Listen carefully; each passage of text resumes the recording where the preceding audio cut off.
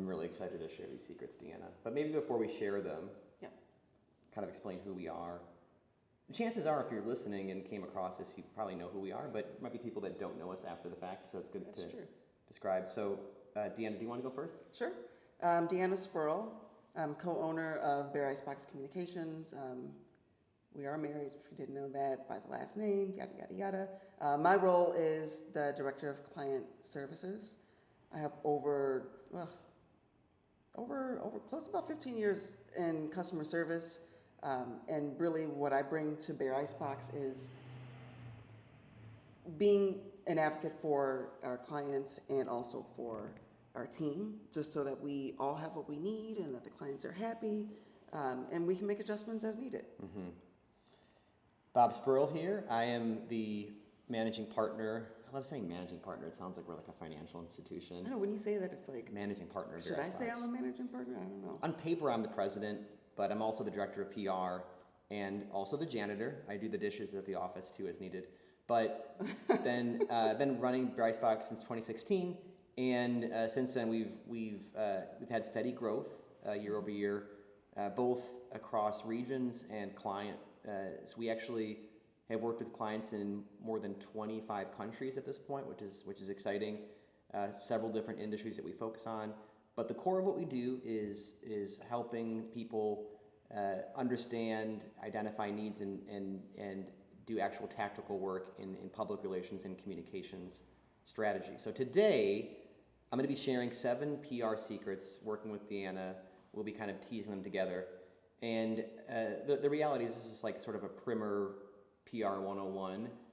There's plenty more secrets out there, right? This is, we could create a whole Harry Potter series of secrets and I love these little references. yeah, but I just wanted to give you guys a bit of a taste of some of the things that we come across. And a lot of this will be focused on kind of traditional media relations, but also a lot of this will have implications for if you're doing influencer marketing, if you're doing social media strategy, other communications tactics, because the reality is the PR umbrella is quite large and it continues to expand, right? What we thought of as public relations has changed, and it will always change by definition. The public and the way in which they consume content and information is going to be changing constantly. So that's exciting. Never a dull moment in our industry. So with that, I will begin our presentation, but it's really more of a conversation. Yeah. Less of a presentation. All right, secret number 1. Hang on to your seat. All right, this one, I admit, is probably a fairly obvious secret, but I think it's worth unpacking. It's really, really, really 3 times. hard to land top-tier media coverage, okay? Why is that, Deanna? Well, the reality is it's going to take a while, especially for like newer brands, emerging brands that are trying to get their names out there and get that brand awareness. It takes time to build that credibility, not just with media, but with your industry as well. And so if you aren't looking to be necessarily not everyone's trying to be a household name, but maybe you're trying to make movements and, get yourself just out there within your industry. That is going to take time. I think we've seen in the last, few years, PR has changed, kind of before our eyes. Getting your story out there to the right reporter for the right outlet at the right time is just getting more difficult, and it needs more time. Yeah, to happen. And I know, like, as consultants, to say we need more time on your project, you're kind of thinking to yourself, oh, of course, time is money, right? We're not just trying to make an excuse. Well, here's the thing. The good news is there's efficient tools out there in the marketplace where it might take time, but it might be able to be more efficient. So time doesn't always equal hundreds of thousands of dollars in money spent with a consultant, right? So I want to be clear of that.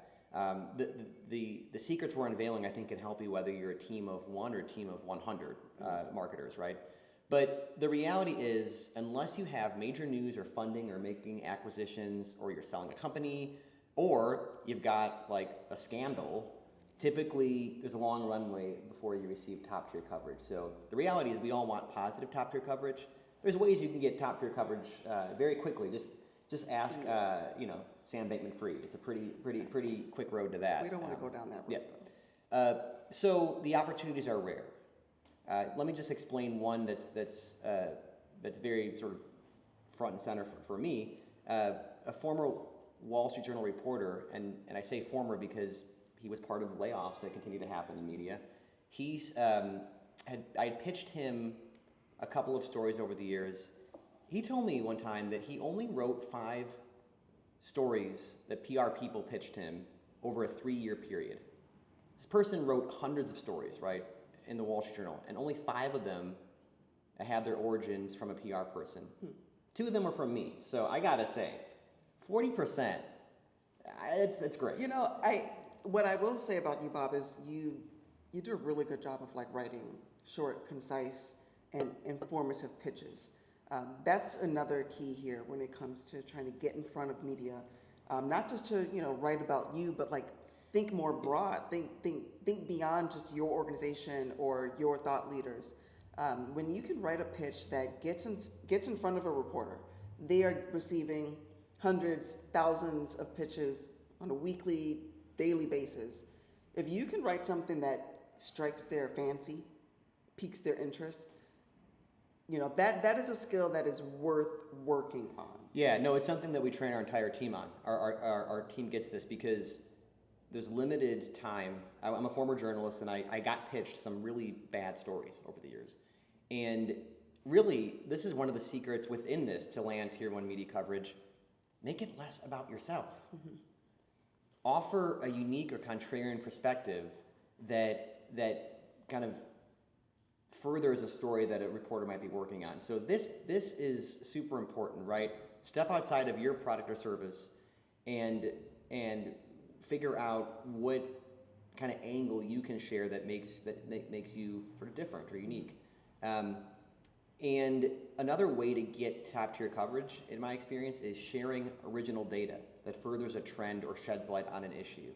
That's super important too. And this data should be industry-wide. It should be something that, whether it's a survey that you ran or it's proprietary data that you have, that you can kind of spin it in a way where you're protecting client, of course, but you still have something unique for the marketplace. So years ago, I did a campaign for a client where we measured the web speed of the top 100 retailers. Now, measuring web speed actually mattered like 12 years ago. I think right now it's like the web is just like instantaneous for a lot of people who are fortunate to have good web connection. But at the time, that was an important thing. How fast can my page load? And we received like several dozen placements in a 30-day period, some major tier quality coverage, because we had original data. Reporters were like, oh, this is something interesting. The client's name was attached to it, but it was original data that their readers would find valuable. The most important thing too is to always be available for media. And so we do a lot of things we call like just-in-time media opportunities where we monitor databases. Some of them are paid, some of them are free resources that you can have access to. But when a reporter's on deadline, they need sources as soon as possible. And they need reliable sources too. It's got to be somebody that's not promoting themselves, but it's actually giving content for their story, right? So that's another really kind of good hack to get quick tier 1 media coverage. By quick, I don't mean immediate, but it can happen. So back to that Wall Street Journal reporter I talked about. This was something that we did in March of 2020, which something happened then at worldwide that we all know. And so I came across a story this person had done on 3M and some of the masks they were trying to secure. Just so happens that a client of ours in the safety equipment industry here in Chicago had been testing masks. They didn't sell masks typically, but during the pandemic, they wanted to do that, of course, to help. Right? They were really sourcing them just to be a resource.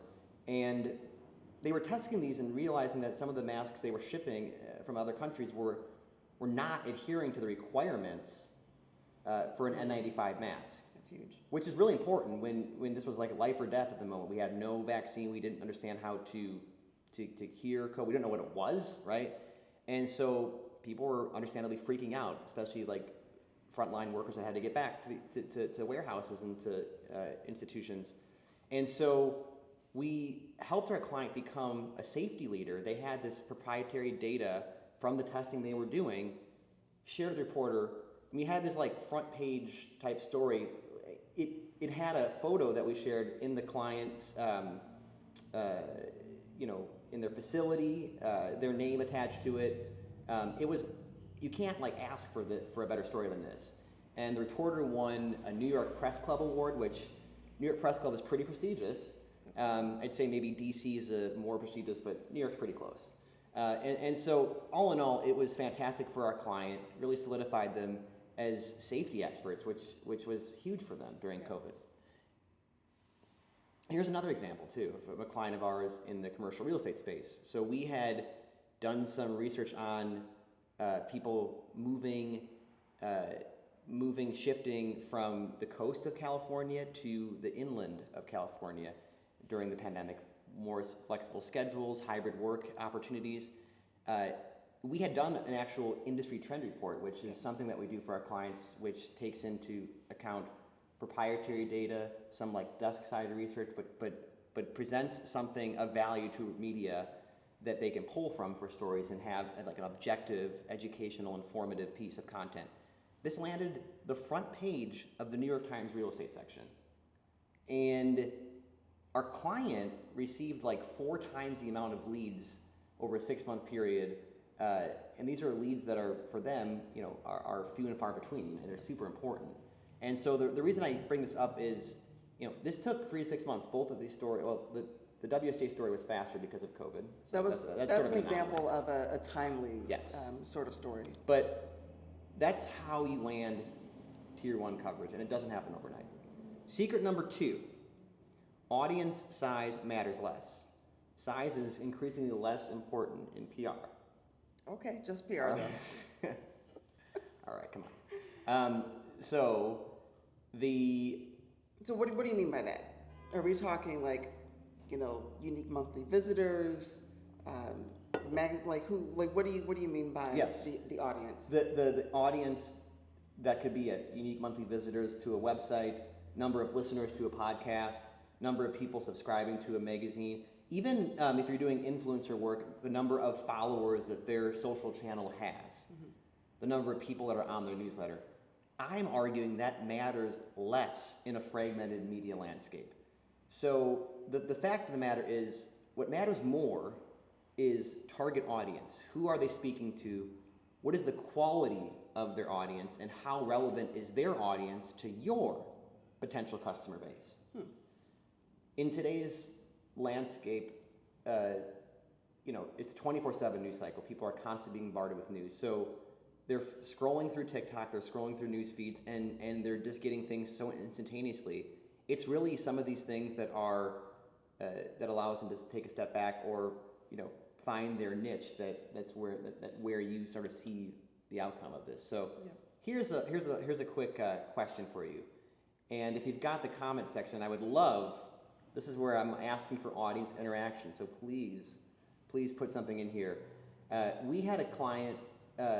One of the campaigns we did for this particular client was in the same month we had a feature article run in Fast Company, which is a super well-known sort of tech workplace design kind of outlet.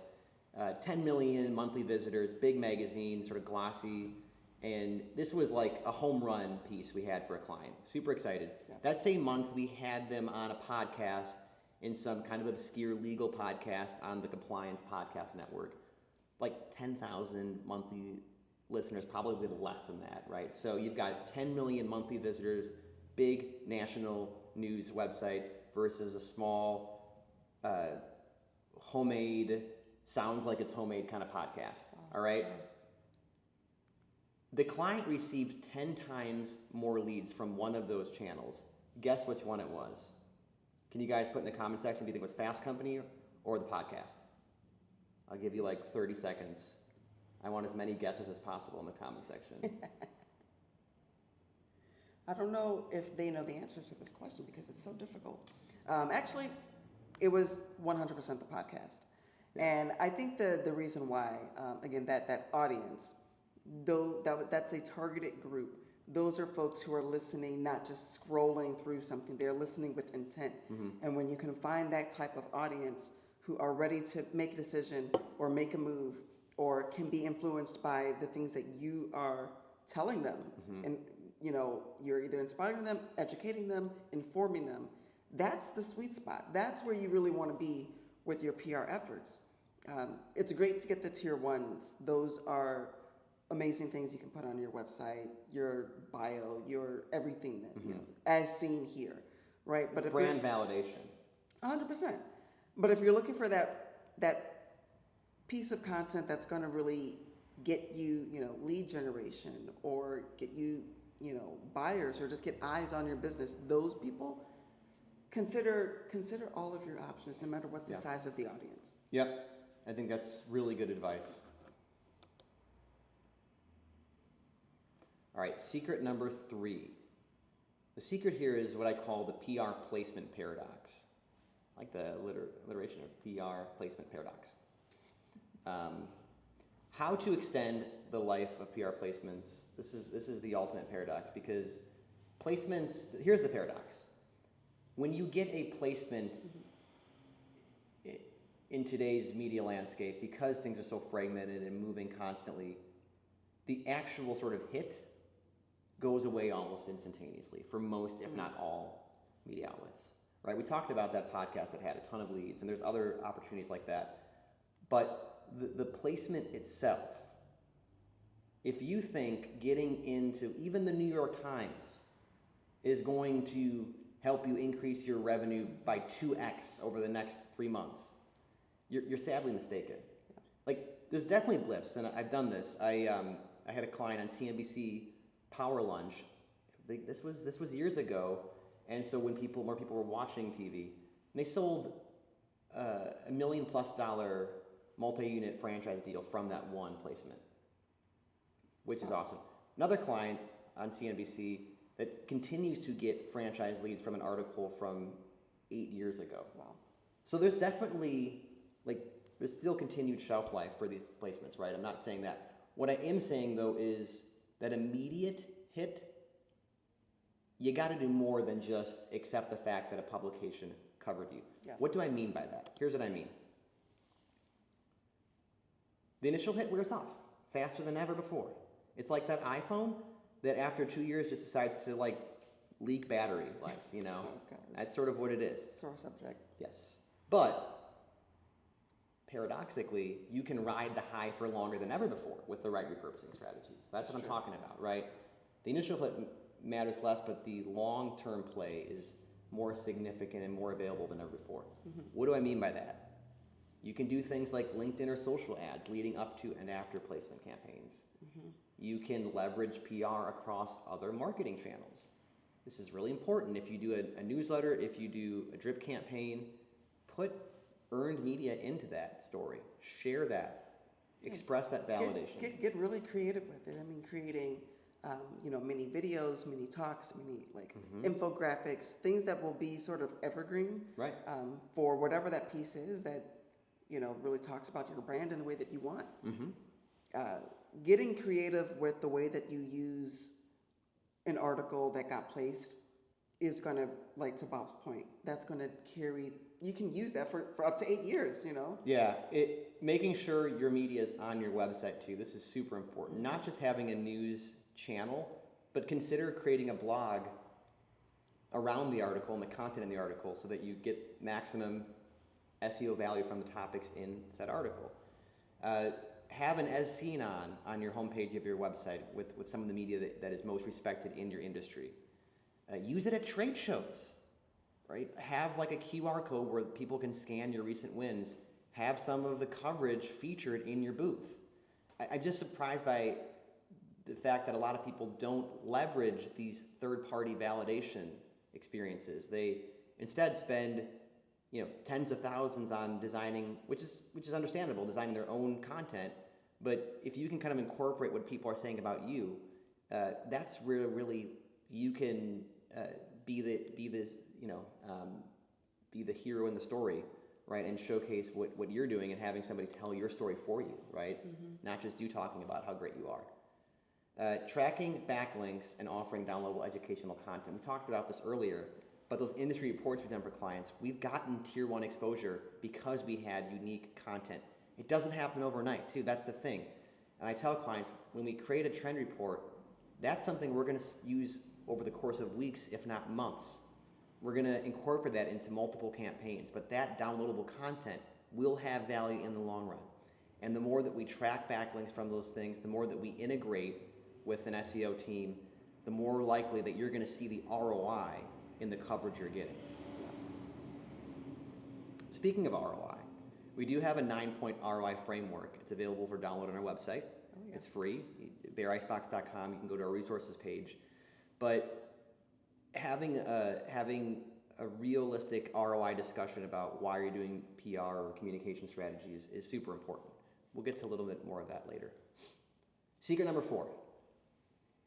What you know is more important than who you know.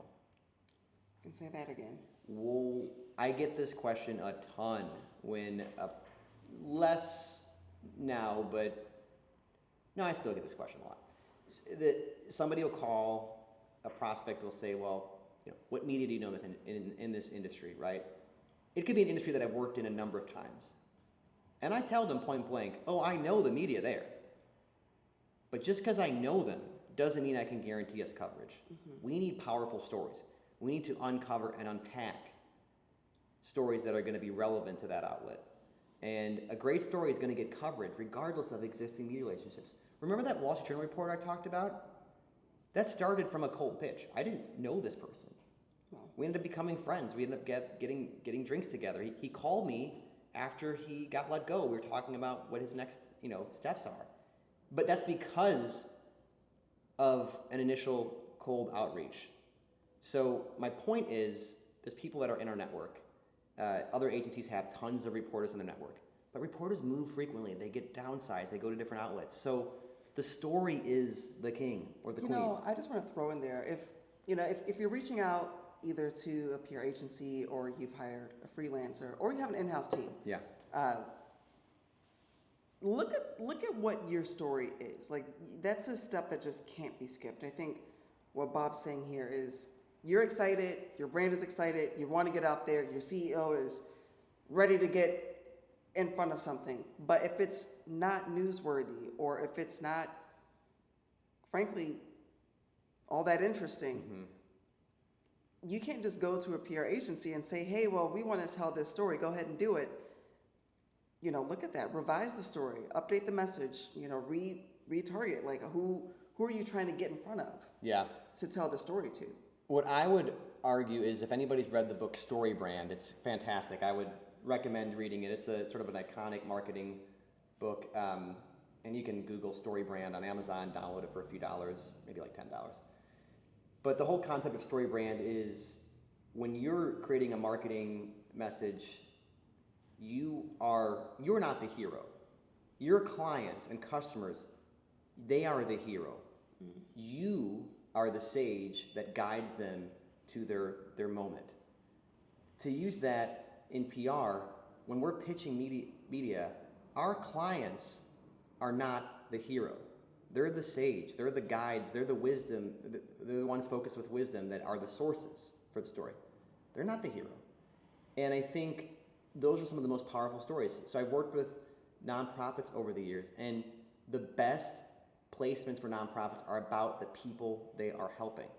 It's the single mom that got housing because of the nonprofit that gave her a second chance. It's not, the nonprofit's part of that story, but they're the guide. Mm-hmm. The mom is the hero. So think about that when you're doing, whether it's B2B campaigns or consumer-facing content. And I think that's good advice for if you're pitching media or just, quite frankly, redoing your messaging or brand strategy. I mean, friends don't pitch friends trash stories, That's an AI-generated image, by the way. I thought it was pretty good. Oh, really? Really on point, yeah. Huh. It's a very nice chair in there, too. I'm impressed. Secret number 5. PR people can't phone in favors with journalists. So this is sort of related to number 4, but I think it's worth spelling out and talking about why strategy matters so much. Do I have journalists on speed dial, Do sure. people do speed dial anymore? I don't, Is well, that they're even not on a speed dial. thing? They're in my contacts. Like, yes, Speed dial. to answer your question, yes, I went to Medill, Northwestern School of Journalism. I know a ton of people that are still in journalism. I am very strategic about when I reach out to a friend, because here's the reality. We can't simply call in favors. It's not how It's this not works. a good look either. I think a lot of people still think this, and it's like, I don't understand why. But I think about, like, in your job, are you just gonna, like, or just in your friend group, like, you wouldn't just reach out to your friend and, hey, I need you to do something for me. Well, here's the thing. In other industries, though, I'm thinking about, contractors and folks who might say, look, I need help with this. Can you do a favor? That might work. PR is different because we are working directly with media outlets and publications who have standards. They have editorial calendars that they're following. They have guidelines that they're following. They have angles that they want to go with. And there's a lot more that goes into it, more than just, hey, my client's in healthcare. Can you just write about them real quick? There's layers to what we do. Yeah, well, that's a good point. I mean, I would say even in anything, you're not just going to call in a favor without expecting to give anything in return, right? So here's the relationship here's how strategic relationships work in whether it's media or influencers, or quite frankly, if you're doing cross-promotional marketing with another brand, right? Like, let's say you're doing a co-branded webinar with somebody. They need to be able to get something out of it too. And here's in our landscape is, let's kind of look at it through the lens of media relations. That journalist has a quota of stories they need to write. When I was a reporter, I was writing, I think, 10 stories a day that were like aggregated. They're tiny little pieces. And then 5 features per week. I was cranking out content, right? Oh. Those 5 feature stories per week, that's a lot. It's, 800 to 1,000 word stories. Like, I had a quota that I had to fill, and it had to be relevant to our audience. I don't have time to, like, take a call from a friend who's like, hey, can you do me a favor and put this client in your story? My editor would have said to me, this is not relevant. Why is this in here? And quite frankly, your editorial perspective might be called into question. So we need to understand that we are helping a media outlet do their job. Now, I'm not oblivious to the fact that the media landscape continues to change. The lines are blurred. There's paid, sponsored content. I'm in favor of that stuff, right? Have a big mix and blend of that. But even with sponsored advertorial, I would argue, even if you're paying for the content, it still needs to benefit the audience of the channel or platform that you're having paid content with. So be strategic about your relationships.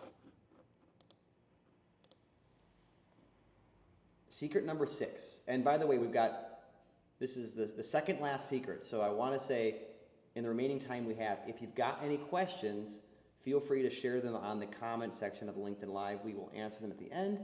If we've got any of those, I'd love to sort of be a resource and help you guys out. So, we missed that, but both guessed podcast was the right one. So nice job, Diane and Andrea. Anyways, we got 2 secrets left. So please ask any questions in the comment section. We will answer those questions in the remaining time we have. Okay. Secret number 6. PR people have industry standards and a code of ethics. So that's okay. Sorry. This is where I like to say all the fun stuff happens in PR, right? And what I mean by that is that we get to think outside the box, right? Also, the dark side, this was something that we kind of talked about when I was a journalist. We had a kind of running joke with friends that would go into PR, is they're sort of joining the dark side, right? They're no longer ethical. There's definitely a set of industry standards that we adhere to, right? It might not be as formal as the bar, in law or, American Medical Association type standards, but it's definitely something that we follow. So I won't go too deeply into this, and again, afterward, email me, bob@icebox.com. I can share this little slide with you. Happy to do that. But there are ethics that we adhere to. They're standards. So the Public Relations Society of America is an organization that sort of governs, lowercase g governs public relations. There's plenty of communications associations. There's like independent groups. And there's also what we call the Barcelona principles. This is ethics, but also kind of measurement of PR. So we get this question a lot, how do I know if my PR is working? How do I measure the value of it? Okay. The reality is, this is the reality is we have to set goals at the start of a campaign. That's an absolute prerequisite to communications planning is what are we trying to accomplish? Who are we speaking to? What's the message? How much change are we trying to make? So, case in point, if we've got a client that is, or if you're a company that is looking to sell a particular type of product in your industry, PR and communication strategy should not be about selling more of that product. It should be about convincing the marketplace that there is a need for this product and changing the conversation. So let's say you sell a particular type of product that's used in the logistics industry.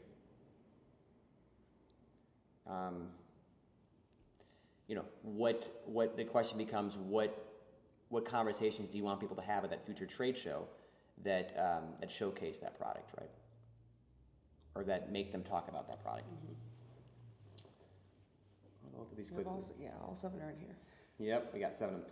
Measurement and evaluation is super important too. Knowing, identifying tools that are going to help you track KPIs, benchmarks, super important. These are things that we are happy to talk about further. Outcomes and impact should be identified by stakeholders, society, and the organization. What I mean by that is you are impacting not just your potential customers or your clients, but your team, other stakeholders, right? The PR, public relations, is the entire public. And the public includes people on your team. It includes competitors. It includes industry associations. It includes media. So really, make sure you've got a holistic understanding of what your comms and PR strategy is. I would say do that before you do any like major publicity campaigns. Yeah. This one, both qualitative and quantitative analysis of measurement is super important. So obviously, when you're doing a PR campaign, one of the first things people look at is how much placements did I get? Who covered me? I get it. That's a real top level question. Yeah. But the next question I might have is, was it through the intended strategy or channel? Did you reach the right audience? That's a good point.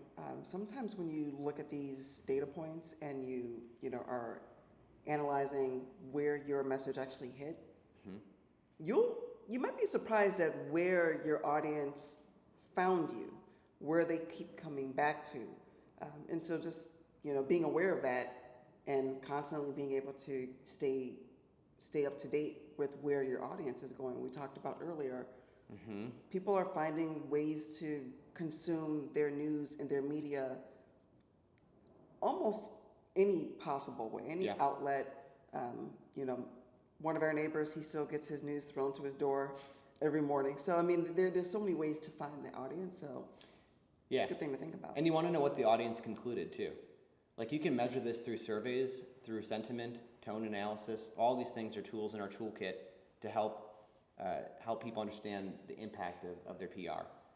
This is an important one too. Advertising value equivalent, AVE, was a very popular way of measuring communication value years ago. It is no longer considered a reliable tool when it comes to the Barcelona principles, this sort of standard that the industry measures. So the reality is ad value equivalent is essentially this placement would have equaled this much in terms of an advertising spend or buy at a publication. The problem is communications can't be reduced to a single metric, I think. That's the thing we're talking about, is just a lot of factors at play. And for me to say this New York Times article would have been $200,000 in an advertisement. Well, okay, but an advertisement looks and feels different. It reaches a different type of audience. People, it's not doing the same thing. It's not the same function.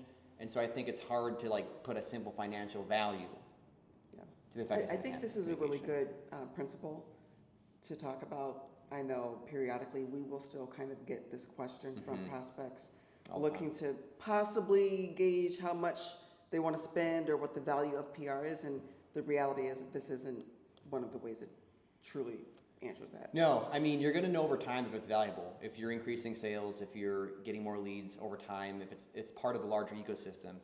But unfortunately, I wish, believe me, if I could tell you, spend $10,000 with us and we're going to get you $50,000, 5x ROI. Oh my God, like I wouldn't be doing this webinar right now. I would be on a boat or a yacht. I would have cracked the code of PR.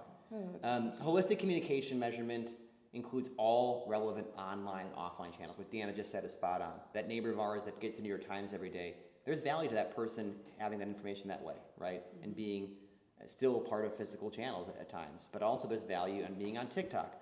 There's value in being on LinkedIn. There's value in being on any channel potentially, but you need to understand how to measure those different channels. And finally, comms measurement should be rooted in integrity and transparency. So, yes, we want data to tell a powerful story for us. As an agency, right, we want our clients to be happy and satisfied.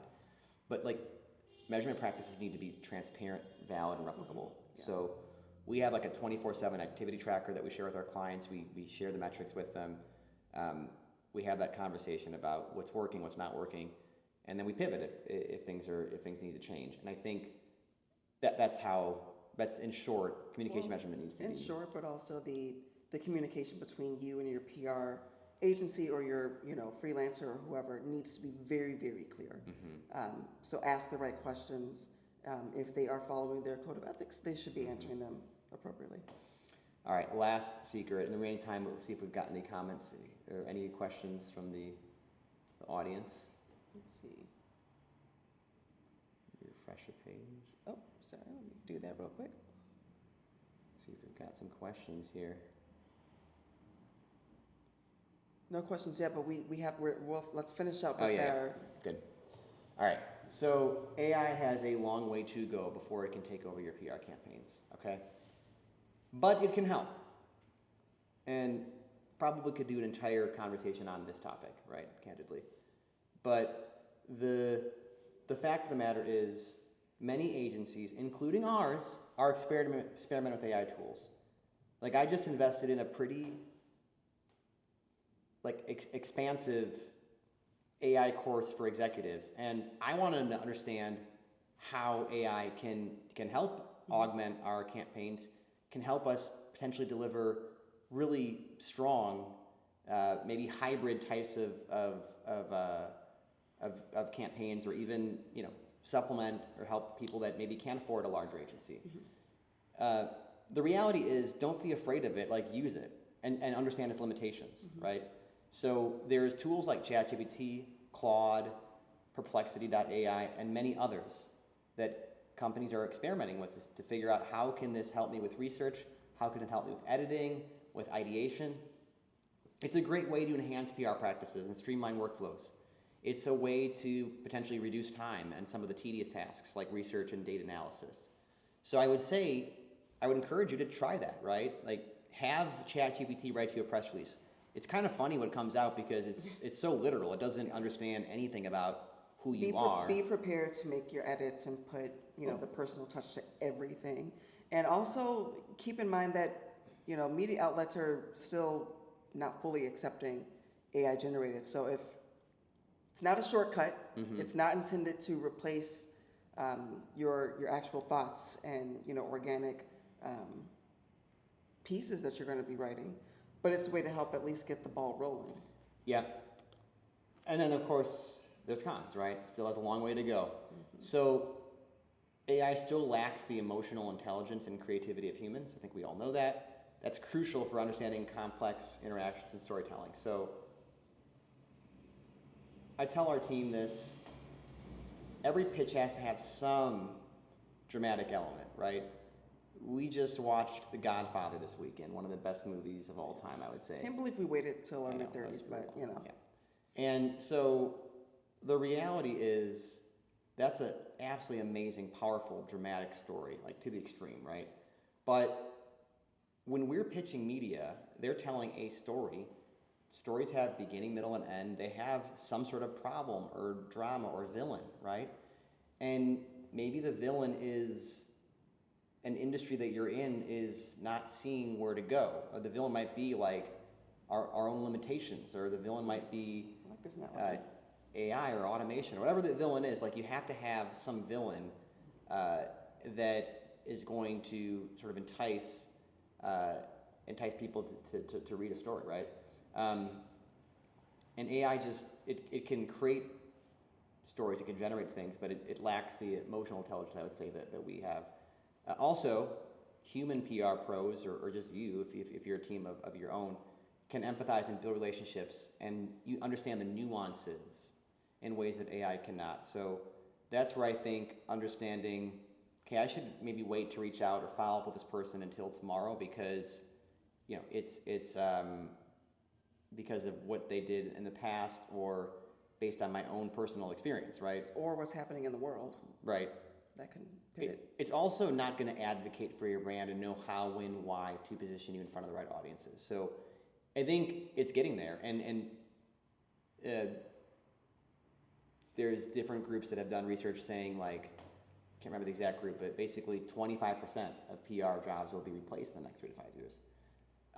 That's true for other industries as well, but there's probably going to be jobs created, right? So who's going to be the prompt engineer to sort of help AI better identify and understand trends and help companies know the media landscape. So we've got a couple of questions. I've got one here that I wanted to address, which I think is a good one. And if you've got any more questions, again, in the last few minutes here, just feel free to put those in the comment section. So have you ever encountered a media person you didn't get along with? How would you circumvent a bad relationship to still get a placement in a target outlet? It's a very good question. That's a good question. Yeah. So yes, I have had that happen. Some media people, I kind of have 3 different media types that I typically talk about. One is like the bulldog reporter that wants to really get deep and kind of be brash. Those are sometimes hard personalities to deal with. There's the reporter that likes to go really kind of like in depth and I would say it's sort of like a know-it-all. They've been covering the industry for 30 years and they know everything. And then there's also the people that are kind of like aloof that might ask basic questions, but they're actually trying to get to like, not a gotcha, but those are sometimes also media you got to be careful of too. So, yep. So what I would say, I've encountered, I've encountered media that were challenging, and the way I overcome it is with kindness. Quite frankly, I think if you think about relationships, I don't take it personally. I acknowledge the fact that they probably get pitched 200 times a day, and that would be annoying too. So typically the way you overcome that is just provide them with value. If they say they're not interested, it's worth asking them, okay, well, how can I help you? Like, what would be something that you might be interested in? It's actually just good general life advice too. We got another question here. So what do you think sets apart exceptional journalism from the rest? Wow. That's a good question. I would say, the best journalists that I've worked with from a PR person, and I actually really like when journalists are thorough with our clients and because I know we're going to be part of a good story, like they're going to get the facts right, they're going to paint a strong picture.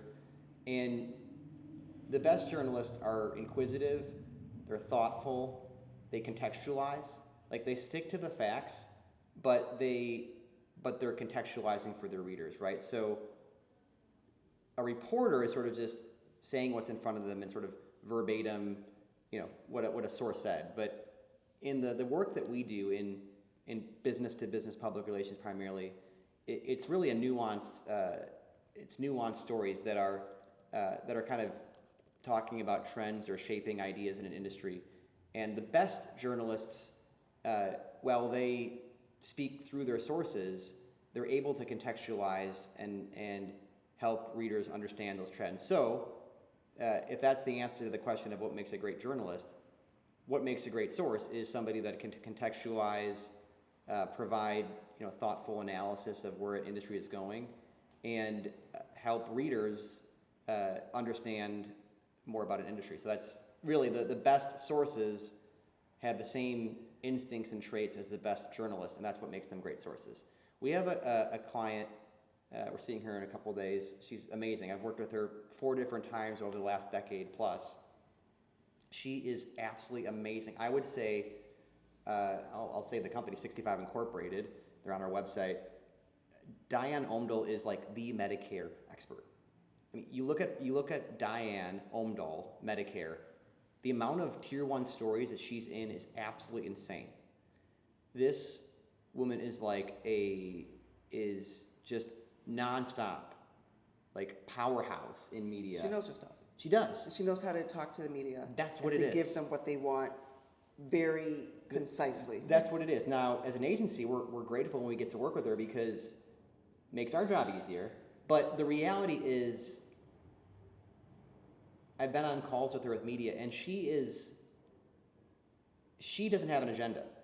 Her agenda is to provide value to the editor or the reporter and to educate them. And because of that, and she also has her guard down. She's like me, she's from Wisconsin, and we're all just so humble in Wisconsin. So I mean, she's got that like Midwestern niceness, and it comes across, and it's you're a source that's not overly intimidating, which is helpful too. Young and old reporter, she doesn't come into thinking. I've had this too, Deanna. Why I've had a couple. This happened multiple times over the last 3 to 6 months. Is somebody will get into an interview and they'll say why didn't that reporter know more? I've had that feedback. Interesting, yeah. But my thought is because they're not the expert. No, they came to you. Yeah. Why did you give them more? But that's a webinar for another day. We have another question here. How do PR agencies identify and select the right influencers for a campaign? What criteria are most important? It's a really good question too, and I think it's important. When we do this, we want to work with the right type of partners that understand how social works. So we've got a couple of partners in our arsenal, and I see this came through from Bandolier, so thank you, Daniel. So first and foremost is understanding the brand of that influencer and kind of understanding do they align with our client's brand? That's really important. Do they align, not just I'm not talking about sort of their aesthetics, if you will. I mean, that might be important too, but I'm talking about, are they reaching the right audience that we are? So to answer your question, when we identify the right influencers for a campaign, we're doing the similar kind of research and analysis that we would do for media. I actually would argue influencers are really just an extension of media. It's just or non-traditional media, or becoming increasingly sort of mainstream media too. And so, do they align with our brand? Are they aligned with our values and our mission too? Because we don't want some tension there. And then the last thing I would say is that influencer's content feel organic and authentic? So I would never advise a client of ours to do a piece of sponsored content with an influencer that's going to feel phony or fabricated. It needs to feel like it's an extension of their brand, because that's going to be something that's in their arsenal that feels like an owned piece of content and not just a paid sort of infomercial. Part of the research and vetting process too. You look at what they've done, see if you like what they have been putting out for other brands, and kind of go from there. I mean, maybe this is not one of your criteria, but I feel like when it comes to the budget for those things, sometimes those don't line up either. So have a budget allotted for paying these influencers, that's their livelihood, and kind of looking at them as, folks who are looking to get paid for what they do. They're going to speak on behalf of your brand. So those two things have to line up. Yeah, well, that's why, and this is not our specialty, but what we'll do is we'll partner with companies that do influencer management. So what it'll do is, let's say, hey, I've got X number of dollars for a campaign. We'll work with our clients and that influencer manager team to figure out, who are the right influencers. And just a final note on that question is, I would sort of have like a diverse number of voices. So, I mean diverse, like literally different types of audience that you're trying to attract, but also like volume. So I wouldn't rely on one or two influencers. In my opinion, I would sort of, A/B test multiple influencers to see who sort of performs the best. And again, just like in PR, I wouldn't rely on one placement. I would rely on a number of influencers. True. The term like micro-influencers comes to mind. People that might not be Kim Kardashian, but they have a good enough audience, but they have a targeted audience that's super, and an engaged audience. Yes, targeted, engaged. Well, we are just getting up to 1 o'clock here, finishing up our hour of 7PR Secrets. So I do hope that you guys got some information out of this. If you had a notepad, taking notes. We do have one more question, and let's address it. Oh. So in your experience, how do you typically handle negative publicity or crisis management situations? Well, we do have a team member that specializes in crisis comms, and I've done a lot of crisis work too. So this is a great question. And I think the reality is negative publicity doesn't feel good. Oftentimes it blindsides a brand. It's not what we're pitching, right? But the reality is the only way you're going to handle negative publicity is by overcoming it with strong positive stories. So you can try to bury negative press, but the best way to bury it is to have positive stories that overcome it. So shout out to a friend of ours that runs an agency called 10-to-1 Public Relations down in Arizona. And Josh named his agency 10-to-1 because his philosophy is you need 10 positive stories for every one negative story to really overcome in the marketplace. And I think that's true, right? And so if you call us after a crisis has happened, it's probably too late. I mean, we can come in and we can provide a strategy to mitigate it or to overcome it. Because you can't take things off. You're on the defensive then. And they're not going to take the story down. No. They're not going to change it. So those are things where, to your point, it's going to be there. People might dig for it. They might find it. It's there. But add more positive stories about your brand. And in my opinion, and it's not for every situation, but sometimes just addressing it head on too is a good way to maintain that transparency with your audience and your followers, your customers, your consumers.